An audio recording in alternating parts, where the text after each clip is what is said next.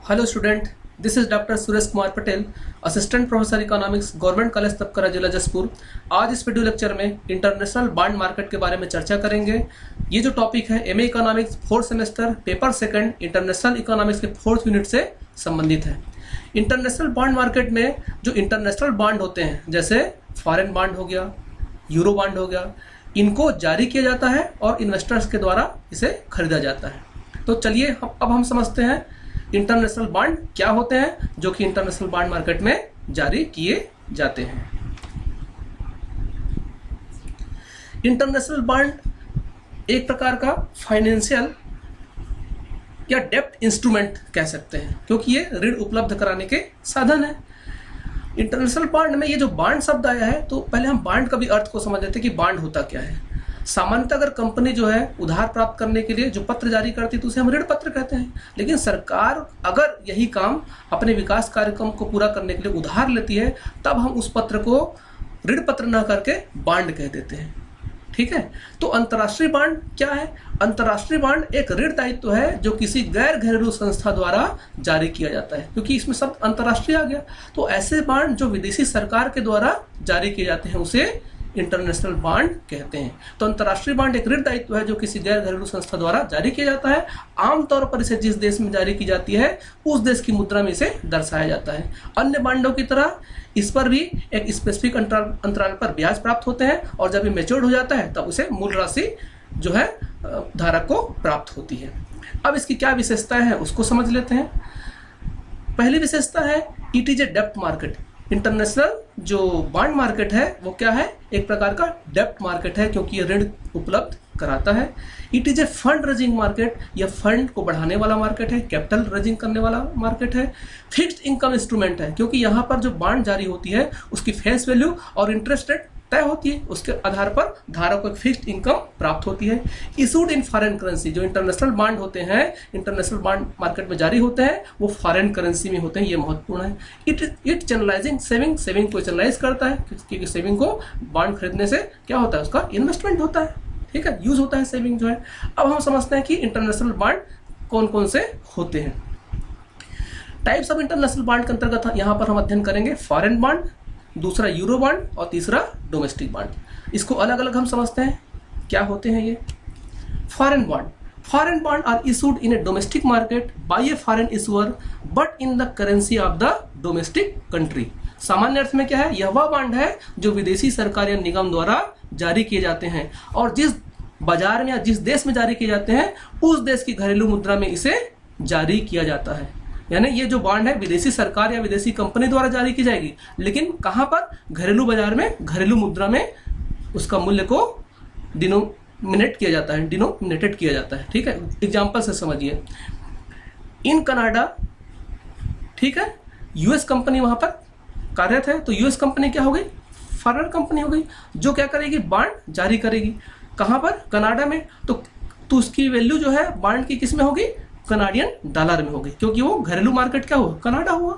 ठीक है, तो इसको हम फॉरेन बॉन्ड कहें। ये जो फॉरेन बॉन्ड है अलग अलग देशों में अलग अलग नाम से लोकप्रिय हैं। इसको समझते हैं कि किन किन नामों से ये देशों में जाना जाता है। ये जो यहाँ पर टेबल में जो दिखाया गया है मेपल बॉन्ड, अभी हमने एग्जाम्पल से समझा है कि कनाडा में जो बॉन्ड जारी हुआ है यूएस कंपनी के द्वारा, है ना, तो उसे कहाँ बेचा जा रहा है? कनाडा में। तो वहां पर ये मेपल बॉन्ड के नाम से मशहूर है। यांकी बॉन्ड जो है यूएस डॉलर में जारी होता है। कहां पर? यूएस के मार्केट में, अर्थात यूनाइटेड स्टेट के मार्केट में इसे बेचा जाता है और यूएस डॉलर में उसका मूल्य अंकित होता है, उसे हम यांकी बॉन्ड कहते हैं। समुराई बॉन्ड जो जापानी येन में जारी होती है और जापान में उसे बेचा जाता है, उसे समुराई बॉन्ड कहते हैं। बुलडॉग बॉन्ड जो यूनाइटेड किंगडम में बेचा जाता है और यूनाइटेड किंगडम की जो मुद्रा है पाउंड स्टर्लिंग, उसमें इसका मूल्य को अंकित किया जाता है। तो ये फॉरेन बॉन्ड के कुछ उदाहरण हैं, लेकिन जरूरी नहीं है कि हर फॉरेन बॉन्ड का इस तरीके से कुछ लोकप्रिय नाम हो। ठीक है, अब इसके बाद हम समझते हैं कि यूरो बॉन्ड क्या होता है।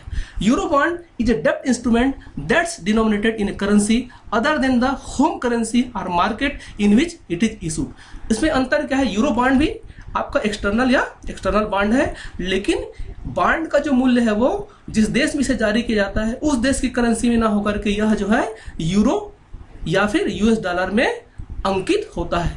बॉन्ड का जो वैल्यू है, एग्जांपल से समझिए।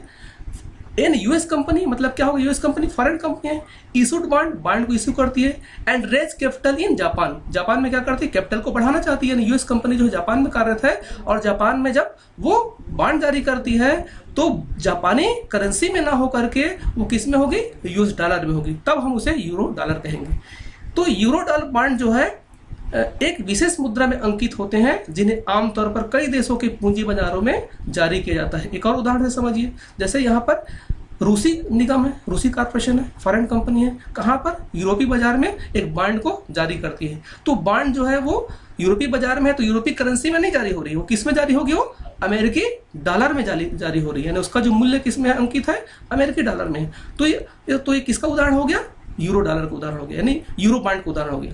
तो यूरो बॉन्ड ऐसे बॉन्ड होते हैं जिसका जो मूल्य है वो जिस देश में जारी होती है उस देश की करेंसी में ना होकर के यूरो डॉलर या फिर यूरो में अंकित होती है। अब इसके पश्चात हम समझते हैं कि डोमेस्टिक बॉन्ड क्या होते हैं। Domestic bond issued locally by a domestic borrower usually denominated in the local currency. Example से समझिए, यूएस डॉलर बॉन्ड कहाँ इशू हो रहा है, यूएसए में, और किस कंपनी के द्वारा, यूएस कंपनी के द्वारा। तो डोमेस्टिक बॉन्ड का उदाहरण हो गया, यानी घरेलू बॉन्ड, यानी जिस देश में जारी होती है उसी देश की करेंसी में जारी हो रही है और उसी देश की कंपनी के द्वारा जारी किया जा रहा है। ठीक है, अब इसके पश्चात हम समझते हैं कि ये जो बॉन्ड अभी हमने समझा है, इनके इंस्ट्रूमेंट कौन कौन से हैं। Zero coupon bond, zero coupon bond उस बॉन्ड को कहते हैं यह कूपन का अर्थ इंटरेस्ट से है, यानी जो बॉन्ड की जो फेस वैल्यू होती है उस फेस वैल्यू में कितना इंटरेस्ट बॉन्ड धारक को प्राप्त होगा। तो कूपन का तात्पर्य क्या हुआ है, इंटरेस्ट से है। तो जीरो कूपन बॉन्ड का मतलब यहाँ पर कोई इंटरेस्ट पे नहीं होगा। ये जो बॉन्ड है वो उसे डिस्काउंट रेट पर क्या होता है, इन्वेस्टर्स के द्वारा परचेस किया जाता है। डिस्काउंट रेट का मतलब है कि अगर बॉन्ड का फेस वैल्यू मान लीजिए 1 लाख है, तो 1 लाख है लेकिन वो कितने में जारी किया जाएगा, उसको 90,000 में। ठीक है, तो बाकी जो जब जिस समय वो मैच्योर्ड होगा उस समय धारक को 1 लाख ही प्राप्त होगा, तो इसे हम जीरो कूपन बॉन्ड कहते हैं। इंटरेस्ट यहाँ कुछ भी नहीं मिल रहा है, डिस्काउंट रेट पर ही जारी हो रहा है। दूसरा है fixed coupon bond. Fixed coupon bond में क्या होता है, रेट जो है इंटरेस्ट रेट वो फिक्स होता है, कूपन रेट फिक्स होता है, और फेस वैल्यू के अकॉर्डिंग क्या होता है, इंटरेस्ट रेट को कैलकुलेट करके मेच्योरिटी के टाइम उसको धारक को प्राप्त होता है। बॉन्ड जारी करता है एक निश्चित कूपन दर की घोषणा करता है। ये बॉन्ड छोटी अवधि के लिए होते हैं, ये जो फिक्स्ड कूपन बॉन्ड है 6 महीने या 1 साल की अवधि के लिए होते हैं। फ्लोटिंग रेट जो बॉन्ड होते हैं वो क्या होते हैं, ये जो एक बेंचमार्क रेट होता है लिबोर, ठीक है, लंदन इंटर बैंक ऑफ, इसको फुल फॉर्म क्या कह सकते हैं, लिबोर से ये जो है बेंचमार्क रेट से जो है ये संबंधित होते हैं, मतलब London inter bank offer rate कहते हैं इसको। ठीक है, इससे क्या होता है, जो बॉन्ड का जो इंटरेस्ट रेट है वो संबंधित होता है, उसके अनुसार से फ्लोटिंग होता है, बदलते रहता है। कन्वर्टिबल बॉन्ड जो होते हैं उस बॉन्ड को क्या है, हम जो है क्या कर सकते हैं, उसको शेयर्स में उसको बदल सकते हैं, इक्विटी में उसको बदल सकते हैं। ऐसे बॉन्ड को हम कन्वर्टिबल बॉन्ड कहते हैं। इसके पश्चात हम समझ लेते हैं कि ये जो बॉन्ड के क्या क्या लाभ हैं और क्या क्या इसके हानियां होती हैं।